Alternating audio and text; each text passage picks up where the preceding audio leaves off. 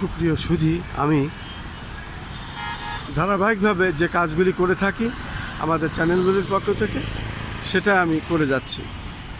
এখন আমি গুলিস্তান এবং গুলিস্তান সবথেকে ব্যস্ততম এলাকা রাজধানী ঢাকার, সেটা আমি দেখে যাচ্ছি। মূলত এখন আমি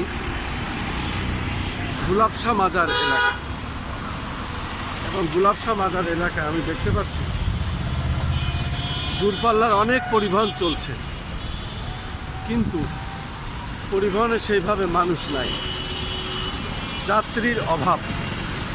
কারণ মানুষ এখন ঈদের ছুটিতে ঘরমুখী। আজকে পবিত্র ঈদুল আজহার দ্বিতীয় দিন, এবং পবিত্র ঈদুল আজহার দ্বিতীয় দিন আমি গুলাবশাহ মাজার, গুলিস্তান গুলাবশাহ মাজার এলাকা সহ রাজধানী ঢাকার বিভিন্ন এলাকাতে আমি ঘুরে ঘুরে ধারণ করছি। যেহেতু আমার 12টি ইউটিউব চ্যানেল, এর কাজ করতে হয়, আমাকে দিন রাত 24 ঘন্টায় পরিশ্রম করতে হয়। সে কারণে তার ধারাবাহিকতায় আমি আজ গুলিস্তান এলাকা এবং গুলাবশাহ মাজার এলাকার চিত্রটি আমি ধারণ করছি। রাজধানী ঢাকার বিভিন্ন এলাকা আমি ঘুরে ঘুরে এইভাবে দেখে থাকি, যেহেতু পবিত্র ঈদুল আজহার পরের দিন।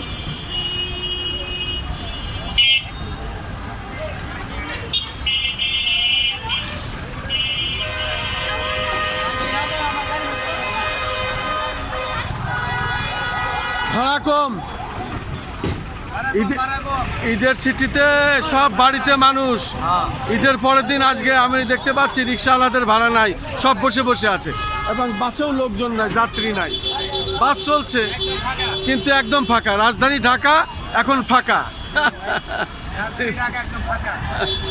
শুধু দর্শক, সেটাই আমি দেখে যাচ্ছি। আমি জিজ্ঞাসা করলাম রিক্সা চালকদের, তারাও বলছে রাজধানী ঢাকা এখন ফাঁকা, যাত্রী নাই। কারণ ঈদের ছুটিতে মানুষ ঘরমুখী হয়েছে, সে কারণে রাজধানী ঢাকায় এখন মানুষ নাই, খুব কম, এবং সে কারণে ভাড়াও খুব কম।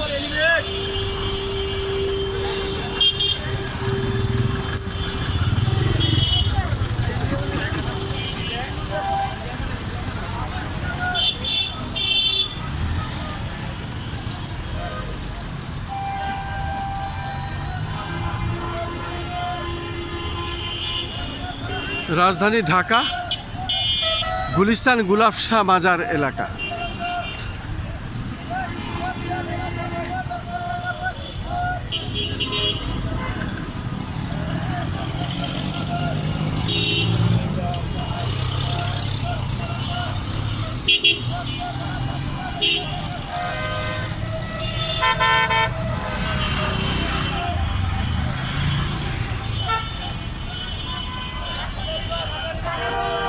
যে এলাকাটি মানুষের সবসময় ভিড় থাকে, এবং মানুষ এই এলাকায় বিভিন্ন রুটে যায়, বিভিন্ন রুটের গাড়ি, বিভিন্ন দিকের গাড়ি, বাস পরিবহন, দূরপাল্লার গাড়ি এবং পাবলিক পরিবহন সবসময় থাকে। মোটরসাইকেল, জার্নি, টেম্পু, সিএনজি, প্রাইভেট এবং বিভিন্ন ধরনের ইঞ্জিন চালিত গাড়ি চলে। সে কারণে এই এলাকায় গাড়ির জ্যাম সবসময় থাকে, মানুষের ভিড়ও লেগে থাকে। আমরা দেখতে পাচ্ছি গুলাবশাহ মাজার এলাকা গুলিস্তান, এবং ঈদুল আজহার পরের দিন, ঈদুল আজহার পরের দিনের যে দৃশ্য, সেটাই আমি ধারণ করছি এবং সেটাই আমি দেখে যাচ্ছি।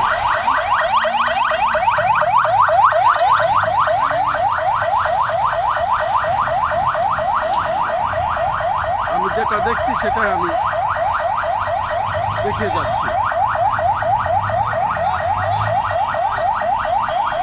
চলছে অ্যাম্বুলেন্স রোগী নিয়ে, সেই হর্ন আমরা শুনতে পাচ্ছি, সেই শব্দ আমরা শুনতে পাচ্ছি।